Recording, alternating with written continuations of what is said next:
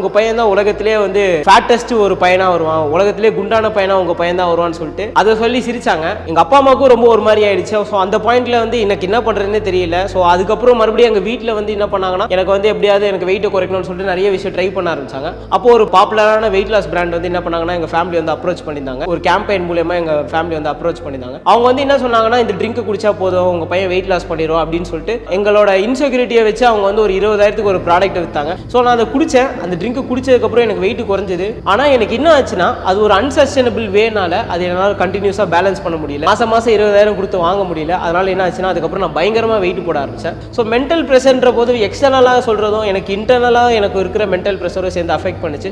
ஏன்னு பார்த்தீங்கன்னா, நான் ப்ராக்ரஸ் பண்ணுறேன் ஆனால் எனக்கு ரிசல்ட்ஸ் இல்லைன்னு சொல்லிட்டு அது எனக்கு ப்ரெஷராக இருக்கும். ஸோ மென்டல் ப்ரெஷர் வந்து வெளியிலேருந்து நிறைய இடத்துல இருந்துச்சு. என்னோட லாஸ்ட் இன்டர்வியூவில் கூட நான் சொல்லியிருப்பேன். நான் காலேஜ் பஸ்ஸில் வந்து ஒருத்தவங்க கூட சீனியர் கூட ஒரு பிரச்சனையாச்சு. அந்த சீனியர் கூட பிரச்சனையாகும் போது அது என் வாழ்க்கையில் ஒரு பிக்கெஸ்ட் பிரேக் த்ரூ ஆகிடுச்சு. ஏன்னு பார்த்தீங்கன்னா, ஏன்னா அவங்க 3 பேர் சீட்டில் 2 பேராக உட்காந்துட்டு வந்தாங்க. அது எனக்கு பார்த்தோன்னே எனக்கு கேட்கணும்னு தோணுச்சு. ஸோ பாய்ஸுக்கு இடையில நீங்கள் வந்து 3 பேர் சீட்டில் 2 பேராக உட்காந்துட்டு வரீங்கன்னு சொல்லிட்டு நான் கேட்டேன். ஸோ அவங்களுக்கு அது பிடிக்காதனால என்ன பண்ணாங்கன்னா, சாயங்காலம் வந்து நான் உட்காந்துட்டு இருக்கும்போது வெளியில் ஒரு பஸ் டிரைவரை வச்சு என்னை கிண்டல் பண்ணாங்க. ஸோ இன்னும் கிண்டல் பண்ணாங்கன்னா, நான் இந்த சைடு வந்து பாரு, அப்போ வந்து அந்த பஸ் டிரைவர் வந்து சொல்கிறாரு, இந்த சைடு பாரு பஸ்ஸில் காற்றே இல்லைன்னு சொல்லிட்டு சொல்கிறாரு. அது எனக்கு ரொம்ப கஷ்டமாக இருந்தது. அன்றைக்கி ஈவினிங் நான் உண்மையில நான் அழுதுட்டு போனேன். அந்த பாயிண்ட் வந்து எனக்கு ரொம்ப பிரேக் ஆன ஒரு பாயிண்ட்.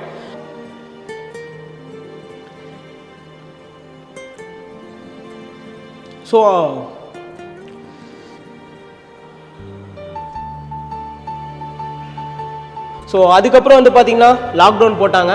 அதுக்கப்புறம் நான் ஸ்டார்ட் பண்ணேன். ஸோ நான் ஸ்டார்ட் பண்ணும்போது எல்லா நாளுமே நான் அலாரம் அடிக்கிறதுக்கு முன்னாடி ஏந்திரிக்க ஆரம்பித்தேன். ஸோ வெயிட் லாஸ் பண்ணுறப்போ எனக்கு பாடி பெயின் ரொம்பவே அதிகமாக இருக்கும். ஏன்னு பார்த்தீங்கன்னா, நான் புதுசாக ஒரு ஃபிசிக்கல் ஆக்டிவிட்டிக்குள்ளே வந்துட்டு, அது மட்டும் இல்லாமல் என்னோட ட்ரைனிங் வந்து பார்த்திங்கன்னா ரொம்ப எக்ஸ்ட்ரீம் ஃபார்ம் ஆஃப் ட்ரைனிங். நான் என்னோட ட்ரைனிங்கை வந்து யாருக்குமே சஜஸ்ட் பண்ண மாட்டேன். என் ட்ரைனிங்கை பண்ணிங்கன்னா நீங்கள் கண்டிப்பாக ஃபட்டிக் ஆகிட்டு மொத்த ப்ராக்ரஸுமே விட்டுருவீங்க. ஏன்னா நான் ஒரு ஹார்ஷான ஒரு அப்ரோச் தான் வச்சுக்கிட்டேன் எனக்கு. ஸோ ஏன் நான் அப்படி வச்சுக்கிட்டேன்னா, நான் அந்த இருந்த பாயிண்ட் அந்த மாதிரி என்னோட மைண்ட் செட் இருந்துச்சு. நான் அதுக்கு ரெடியாக இருந்தேன். என்ன விதமான அவுட்கம் வந்தாலும் அதை ஃபேஸ் பண்ணுறதுக்கு நான் ரெடியாக இருந்தேன். ஸோ நான் அப்படி ஒரு அப்ரோச் வச்சுக்கிட்டேன். நான் ஒரு நாளைக்கு 5 hours ட்ரைனிங் பண்ண ஆரம்பித்தேன். 5 hours ட்ரைனிங்கிறது ரொம்ப எக்ஸ்ட்ரீம். ஸோ வந்து பார்த்தீங்கன்னா 1.5 hours to 2 hours of cardio பண்ணுவேன். ஸோ எப்படின்னா வாக்கிங் பண்ணுவேன், இல்லை ஸ்லோ ஜாக்கிங் பண்ணுவேன். ஸோ இதுவே ஒரு 1.5 hours 2 hours கிட்ட வந்துடும். அப்புறம் 1 hour ஆஃப் பேட்மிண்டன் விளையாடுவேன். அப்புறம் 1 hour ஆஃப் ஃபுட்பால் விளையாடுவேன். அப்புறம் 1 hour of home workout ஏதாவது பண்ணிகிட்டு இருப்பேன். ஸோ ஒரு நாளைக்கு மினிமம் 5 hours ஆக்டிவாக இருப்பேன். ஸோ இது ஒரு எக்ஸ்ட்ரீம் ஃபார்ம் ஆஃப் ட்ரைனிங். இது பண்ணும்போது எனக்கு என்னென்னா, பாடியில் வந்து சோர்னஸ் ரொம்ப அதிகமாக இருக்கும், பெயின் ரொம்ப அதிகமாக இருக்கும்.